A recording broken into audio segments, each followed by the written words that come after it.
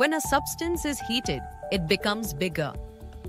This increase in size due to heat is called thermal expansion. All substances expand when heated and contract when cooled. But the amount of expansion is different in solids, liquids, and gases. Heat gives energy to particles. When particles gain energy, they vibrate more and push each other apart. This increases the distance between the particles, so the substance expands. Solids expand the least because their particles are tightly packed. For example, a metal rod increases slightly in length when heated. Liquids expand more than solids. For example, kerosene or water level rises in a narrow tube when heated. Gases expand the most.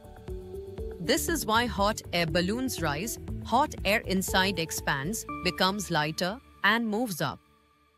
Railway tracks have small gaps. If tracks expand due to heat without gaps, they may bend. Bridges have expansion joints to allow expansion and prevent cracks. In summer, wires expand and become loose. In winter, wires contract and become tight. A thermometer works on thermal expansion. When the temperature rises, mercury expands and goes up the scale. There are 3 types of expansion in solids. Linear expansion, increase in length only. Areal expansion, increase in surface area.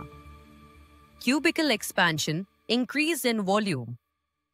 When water is cooled from 4 degrees Celsius to 0 degrees Celsius, it expands instead of contracting. This is called anomalous expansion of water. This helps aquatic animals survive in winter because ice floats. Thermal expansion affects everything around us, from railway tracks to thermometers. If you want more Class 8 ICSE videos, make sure to subscribe.